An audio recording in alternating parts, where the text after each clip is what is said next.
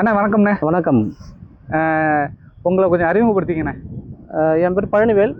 ஆ நாகப்பட்டினம் மாவட்டம், நாகப்பட்டினம் தாலுக்கா, பாளையது ஊராட்சியிலேருந்து இருக்கேன். நான் வந்து கடந்த 2 வருடமாக நான் வந்து அந்த நாம் தமிழர் கட்சியில் பயணிச்சுட்டு இருக்கேன். அது எதனாலனாக்கா, நாங்கள் வந்து ரொம்ப இயற்கை விவசாயம், நாங்கள் விவசாய குடும்பம் தான். சிறப்பு.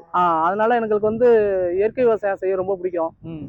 அம்மா எல்லாம் சொல்லுவாங்க, எல்லாரும் உரம் போட்டுட்டாங்க, எல்லாரும் மருந்து அடிச்சுட்டாங்க, நீங்க ஒண்ணுமே பண்ணல அப்படிம்பாங்க. நான் சொல்லுவேன், அது விளையிறது விளையட்டுமா, உயிரை கொல்லக்கூடாது, அந்த விஷத்தை அடிச்சு வயல்ல உள்ள சிறு சிறு மற்ற உயிரினங்கள்லாம் கொண்டுட்டு நெல்லை மட்டும் இது பண்ணா நமக்கும் அது பாய்ச்சல் தான். அதனால அது மாதிரி செய்ய மாட்டேன். நல்லா இயற்கை முறையில சாகுபடி பண்ணி செய்யணும்னு ஆசைப்படுவேன். அது மகசூல் கம்மியா இருந்தாலும் பரவாயில்ல அப்படின்னு சொல்லிட்டு நான் பல வருஷமா அதை நான் வந்து செஞ்சுக்கிட்டு இருக்கேன்.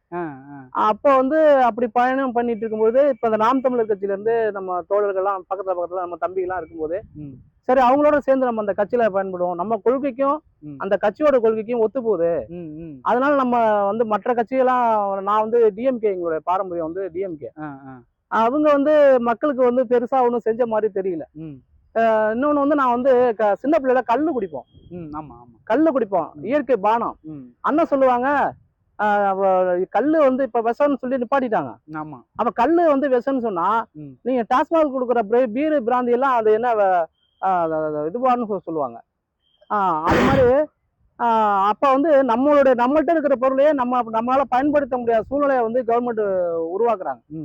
அப்ப இந்த நாம் தமிழர் வந்து நம்ம இயற்கை சார்ந்து எல்லாமே சொல்றாங்க. அப்ப அந்த மக்களுக்கு எல்லாமே கிடைக்கணும். இன்னைக்கு ஒரு வீட்டுல ஒரு 4 தென்னை மரம் இருந்துன்னா, ஒரு 10 பனை மரம் இருந்துன்னா, அந்த பனை மரத்துல இருந்து ஒரு நாளைக்கு சீசன்ல ஒரு 20 லிட்டர் கல் இறக்குறாங்கன்னு சொன்னா, அந்த 20 லிட்டர் கல்லுக்கு 2 5 10 1000 ரூபாய் அந்த வீட்டுக்கு ஒரு நாளைக்கு. அப்ப மாசத்துக்கு 30,000. அது சீசன் 3 மாசம் ஓடுச்சுன்னா 1 லட்சம் ரூபாய் வருஷத்துக்கு அந்த பனை மரத்துல இருந்து அந்த வீட்டுக்கு கிடைச்சிருது. இது அரசாங்கத்தால கொடுக்க முடியுமா? கண்டிப்பா. அப்ப என்ன ஆகும்னா, அப்ப வந்து எல்லாருமே மரம் வளர்க்க ஆரம்பிச்சிருவாங்க. இதுல இருந்து நமக்கு வருமானம் கிடைக்குது, நமக்கு இந்த அதுதான் சுய தற்சார்பு வாழ்க்கை. அப்ப இந்த தற்சார்பு வந்து மக்களுக்கு வேணும். அது அரசாங்கத்தை கொடுக்குற 1000 ரூபாய் வந்து அதுவும் சில நேரத்துல வரமாட்டேங்குது. அப்ப வந்து எனக்கு வெத்தலை பாக்கி வாங்கி கூட முடியல அப்படின்னு சொல்லி வயசானவங்க எல்லாம் சொல்லுவாங்க. அதெல்லாம் நம்ம பார்க்கும்போது அப்ப வந்து யாரையோ எதிர்பார்த்துக்கிட்டு தான் அவங்க வாழ வேண்டிய சூழ்நிலையில இருக்காங்க. அப்ப தற்சார்பு வாழ்க்கைக்கு நம்ம வந்துட்டோம் அப்படின்னாக்கா எல்லாமே நமக்கு எல்லாமே தேடி வந்து கொடுக்க போறாங்க. அப்ப நம்ம மக்கள் செழிப்பா வாழ போறாங்க. அதனால அந்த கொள்கைக்காகவே நம்ம அந்த கட்சிகளை பயணிக்க வேண்டிய ஒரு கட்டாயத்துல நாங்க இருக்கிறோம். நமக்கு எந்த லாபமும் வேண்டாம், அரசியல் லாபம் வேண்டாம், பதவி வேண்டாம், எதுவும் வேண்டாம். நாடு நல்லா இருக்கணும், மக்கள் நல்லா இருக்கணும், செழிக்கணும் அப்படிங்கறதுதான் அந்த எண்ணத்துல நாங்க இங்க இருக்கோம். அருமையான பதில்னே. இதை தாண்டி ஒரு அரசியல் கட்சியா நாம் தமிழர் கட்சியோட செயல்பாடு எப்படி இருக்கு? இப்ப இயற்கை சார்ந்து நீங்க பாக்குறீங்க, ஒரு தேர்தல் அரசியல் களத்துல நாம் தமிழர் கட்சி எப்படி இருக்கு? அரசியல் கட்சினா மிகப்பெரிய தைரியமா நிக்கிறாங்க. ஏன்னா எல்லாரும் வந்து நிறைய பேரை வந்து சேர்த்துக்கிட்டு பல கட்சியோட சேர்ந்து எல்லாருடைய ஓட்டையும் வாங்கி ஜெயிச்சு வரணும் அப்படின்னு நினைக்கிறாங்க. ஆனா நம்ம என்ன நினைக்கிறோம், யாருக்கும் ஒரு பைசா செலவுக்கு காசு கொடுக்காம உங்களுக்காக நாங்க உழைக்க போறோம், அதுக்கு நீங்க எங்களுக்கு வாய்ப்பு கொடுங்க அப்படிங்கிற ஒரு துணிச்சல் வந்து தான் அது. மக்கள் வந்து அதை வந்து புரிஞ்சுக்கணும். நமக்காக தானே போராடுறாங்க, நமக்கு காசு கொடுக்கல. அவன் வந்து மற்ற கட்சிகள் வந்து அதை வந்து வியாபாரமா பாக்குறாங்க. இன்னைக்கு ஒரு தொகுதிக்கு வந்து 10 கோடி ரூபாய் செலவு பண்ணிட்டு திருப்பி அதை வந்து 10 கோடி ரூபாய் செலவு பண்ணவங்க சும்மா இருப்பாங்களா? யாராவது 10 கோடி ரூபாய் சும்மா விடுவாங்களா? அப்ப ஒரு நிலத்தை வித்துட்டோ ஒரு ஏதோ வித்துட்டு தான் வந்த பின்புலம்லாம் இருக்கு. நிலத்தை எல்லாம் வித்துட்டு அரசியல் நின்று திருப்பி ஊரே வாங்கின வரலாறுலாம் இருக்கு. நமக்கு அது தெரியுது. அப்படிப்பட்ட ஒரு உலகத்துல வந்து மக்கள் வந்து ஏன் இப்படி வந்து அவங்களோட வந்து அவங்களுக்கு ஆதரவு கொடுக்குறாங்கன்னு தெரியல. அப்படி இருக்கும்போது நமக்காக இருக்கக்கூடிய இந்த அரசியலுக்காக மக்கள் வரணும், நாம் தமிழர் எல்லாரும் வரணும், ஒத்துழைப்பு கொடுக்கணும். சரி, நீங்க இப்ப பரப்புரையில இருக்கீங்க, மக்கள் எந்த மாதிரி பாக்குறாங்க உங்களை? எல்லாருமே வந்து அந்த ஒரு அச்ச உணர்வு மக்கள்கிட்ட இருக்கு. ஏன்னா அந்த கட்சிக்காரங்க என்ன நினைப்பாங்களோ, இந்த கட்சிக்காரங்க என்ன நினைப்பாங்களோ அப்படின்னு இருக்காங்க. ஆனா உள்ளுணர்வு அவங்களுக்கு இருக்கு. இவங்க நமக்காக தான் வந்து செயல்படுறாங்க, அவங்களுக்கு நம்ம ஆதரவு கொடுக்கணுங்கிற எண்ணம் அவங்கள்ட்ட இருக்கு.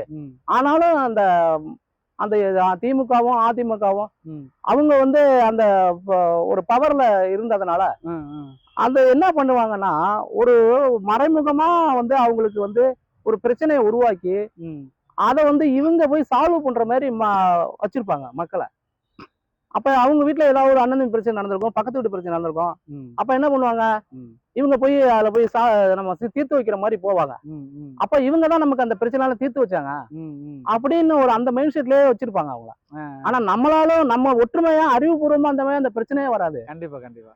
ஆமா, அந்த பயத்தோட மனநிலை மக்கள்கிட்ட இருக்கு, கண்டிப்பா நம்மகிட்ட வருவாங்க. சரிண்ணா, மிகச்சிறப்பு. இப்ப உங்களுடைய தொகுதி வேட்பாளர் பாத்திமா பர்கானா அவங்களுடைய செயல்பாடுகளை எப்படி பாக்குறீங்க? என்னன்னா எனக்கு பெரிய ஆச்சரியமா இருக்கும் அவங்கள பார்க்கும்போது. அவங்க தோற்றத்துக்கும் அவங்க உழைப்புக்கும் சம்பந்தமே இல்லை, அபிரிதமான உழைப்பு கொடுக்குறாங்க. ஏன்னா வந்து ஃபீல்டு ஒர்க் வந்து அவங்க வெளியில எல்லாம் இதுக்கு முன்னாடி வந்திருக்கே மாட்டாங்க. அந்த மாதிரி உள்ளவங்க வீடு வீடா போய் தெரு தெருவா போய் எந்த ஒரு சிரமமும் இல்லாம ஒரு காமிச்சிக்காம அவ்வளவு உழைக்கிறாங்க. இப்ப நம்மளாம் சின்ன பிள்ளையில இருந்து விவசாய வேலை செஞ்சோம், கிராமத்திலே இருந்தனால அந்த ஒரு இது இருக்கு, அந்த தைரியம் தெம்பெல்லாம் இருக்கும். ஆனா அவங்க வந்து எந்த சுச்சுவேஷன்ல இருந்தாங்கன்னு தெரியல, ரொம்ப செல்ல புள்ள மாதிரி இருந்தவங்க இன்னைக்கு நம்ம நாட்டுக்காக நம்ம தேசத்துக்காக அவங்க வந்து கீழே இறங்கி அவ்வளவு பெரிய உழைப்பை கொடுக்குறாங்க. ரொம்ப கஷ்டப்படுறாங்க, நமக்கே கஷ்டமா இருக்கு மனசுக்கு.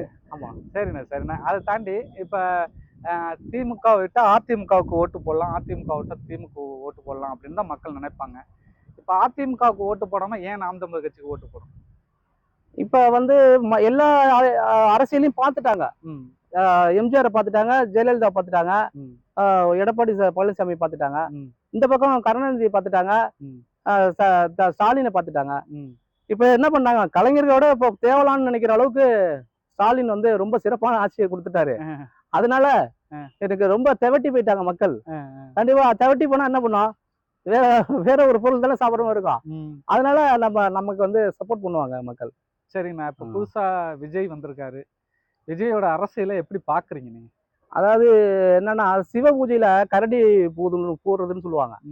அது மாதிரி நம்ம மூணாவது கட்சி அந்த திராவிடத்துக்கு மாற்றா ஒரு நாம் தமிழர் கட்சி உருவானதை வந்து அது இன்னும் வளர்ந்துடக்கூடாது அப்படிங்கிறதுக்காக போன எலெக்ஷன்ல என்ன பண்ணாங்கன்னா, அந்த கரும்பு விவசாயிங்கிறத வந்து அந்த சின்னத்தையே கொடுக்காம மைக்கு சின்னம் கொடுத்தாங்க. அந்த அப்போ அதோட மட்டும் விட்டாங்களா, அந்த கரும்பு சின்னத்துக்கு யாரோ ஒரு வெளிமாநிலத்தில இருந்து ஒரு ஆளை கொண்டு வந்து அவங்களுக்கு அந்த சின்னத்தை கொடுத்து மக்களை குழப்ப பார்த்தாங்க. அப்படி இருந்தும் 32 லட்சம் ஓட்டு வாங்கியிருக்காங்க. 36 லட்சம் வாங்கி நம்ம வந்து 3வது இடத்துக்கு வந்துட்டோம். எந்த கூட்டணியுமே இல்லாம 3வது இடத்துக்கு வந்தது யாராலையும் வர முடியாது, ஒரு கட்சி கூட கூட்டணி இல்லாம. அப்ப இது மிகப்பெரிய சாதனை இது. அதனால வந்து அப்படி அதை உடைக்கணும், இவங்களை வளர விடக்கூடாது அப்படிங்கிறதுக்காக அவரை வந்து இறக்கி விட்டு இது வந்து கலாட்டா பண்ண மாதிரிதான். இது வந்து இப்ப நாம் தமிழர் கட்சியை வளர விடக்கூடாதுன்னு தான் விஜய் கொண்டு வந்திருக்காங்க. கண்டிப்பா யார் கொண்டு வந்திருப்பான்னு நினைக்கிறீங்க? இது வந்து பிஜேபியோட வேலைதான். அது அவங்கதான் அதை வந்து நம்ம ஊர்ல வந்து, ஏன்னா ஏடிஎம்கேவும் வந்து பிஜேபி சொல்றதை கேட்பாங்க, திமுகவும் சொல்றதை கேட்பாங்க. இவங்க வந்து ஒரு கலெக்ஷன் ஏஜென்ட் மாதிரி தான் திமுகவும் ஏடிஎம்கேவும் அண்ணா திமுகவும் ஒரு கலெக்ஷன் ஏஜென்ட். அவன் பிஜேபிக்கு கலெக்ஷன் ஏஜென்ட். அங்க இருந்து அவன் திட்டத்தை கொடுத்து பணத்தை கொடுத்துருவான். இவன் அந்த திட்டத்தை நிறைவேற்றாம காசை அப்படியே பத்திரமா வச்சிருந்து எனக்கு கொஞ்சம் கொடுத்துட்டு நீ கொஞ்சம் எடுத்துக்கிட்டு பாக்கியை கொடுத்துரு அப்படின்னு சொல்லுவாங்க. இதுதான் நடக்குது அங்க. அது வேற யாரும் செய்ய முடியாது, நம்ம அதை செய்ய மாட்டோம். நம்ம தமிழ் மாணவர்கள் வந்து நம்ம வந்து வெள்ளைக்காரனுக்கே வந்து வரி கட்ட முடியாதுன்னு சொன்ன நம்ம வந்து அந்த வர்க்கம். நம்ம இவனுக்கு வந்து எப்படி நம்ம கொடுப்போம்? அது இவங்க கொடுக்க மாட்டாங்கிறதுக்காக நம்ம கையில கொடுக்கறது இல்ல. சிறப்பு. இப்ப தனிச்சு நிக்கிறாரு உங்க அண்ணன் சீமான். ஆமா, அதை எப்படி பாக்குறீங்க? சிங்களா வரும்னு சொல்லுவாங்களா, அது மாதிரி ஒரு தைரியமான ஒரு காட்டுக்கே ராஜா சிங்கம். அது மாதிரி ஒரு தமிழ் இனம் வந்து உலகத்துக்கே வழிகாட்டின ஒரு அந்த வர்க்கத்துல வந்ததுனால அவங்க தனியா தான் நிற்பாங்க. ஆமா, இன்னும் அடுத்தவங்களோட சேர்ந்தாக்கா நான் கொள்ளக்காரோட சேர்ந்தா நானும் கொள்ளக்காரன் தான் ஆகணும். கண்டிப்பா. அதனால வந்து அந்த பேர் எனக்கு வேண்டாம், நான் மக்களுக்காக உழைச்சிட்டு செத்து போயிடுறேன் அப்படின்றாங்க. சிறப்புண்ணே, நன்றி, அருமையான பேச்சு, நன்றி. கண்டிப்பா, சந்தோஷம், நன்றி.